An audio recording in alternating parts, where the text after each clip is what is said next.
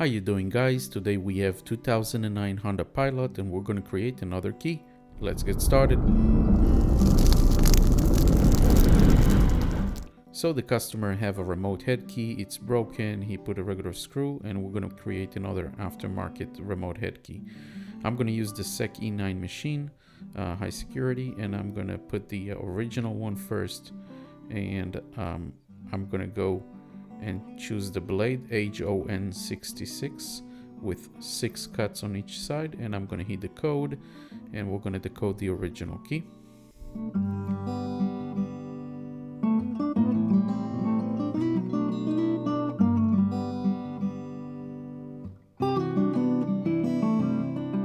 I'm going to fast forward. After it's decoded, I'm going to take the key out and I'm going to check to make sure that all the cuts make sense.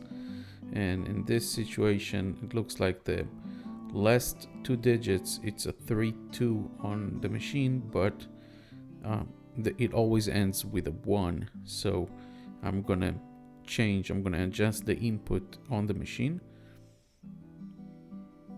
I'm going to put the original key. I'm going to go to the input. I'm going to slide all the way to the right side and I'm going to change it to a 1 and hit OK. Now I can cut it. I'm going to cut it slower than regular because it's a very thick key, and we're going to start cutting. Whenever it's ready, I'm going to clean up the metal shavings and we're going to switch the key to the other side and we're going to cut it as well.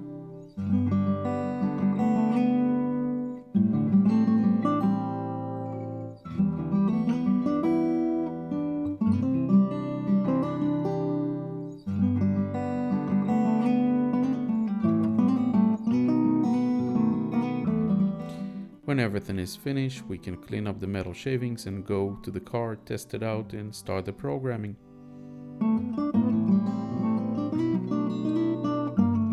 I'm going to use the IM100, or the newer one is IM508. I'm going to connect it to the OBD. I'm going to put the original key on position without starting the car.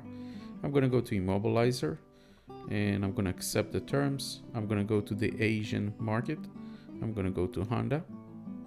By the way, if you like those videos, don't forget to like and subscribe so you can see our daily Locksmith videos. I really appreciate it. So it's loading all the information. We're going to go to automatic selection because the ignition is on position, and we're going to read the VIN number. I'm going to hit OK. And we're going to hit blade key because this is not a push to start. And we want to make sure that we have our model and all the information and hit yes. We're going to go to hot function. It tells us to use the cable, hit OK.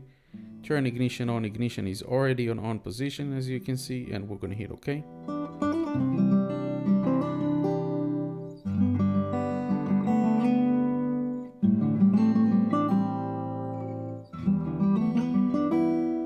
First of all, it's trying to figure it out what type of system, and it tells you it's 4th blade key system, so it recognizes the system.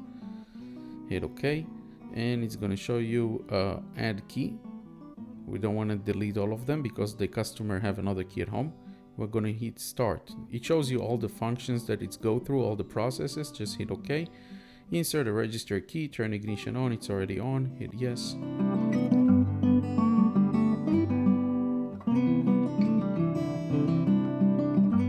Every step, it's good. If everything is good, it's going to show success. So it's going to read the amount of keys in the memory, 3. Turn the ignition off within 15 seconds. Insert ignition registered key and turn it on.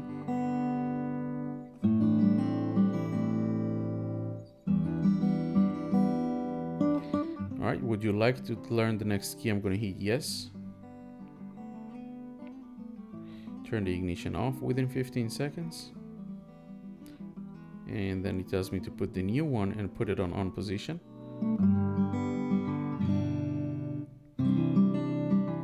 Programming succeeded. Would you like to program next one? I'm going to hit no. Turn off. turn on with the same key. Turn it off.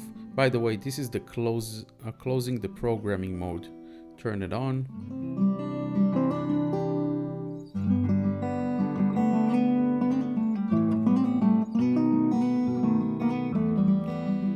That's both lights. The light is off. The light is already off. I'm gonna hit yes. That's the security light.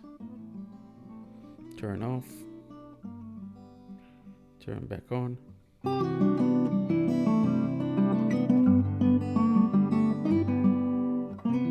And there is 4 keys in the memory. So if we slide up, we're gonna see 3.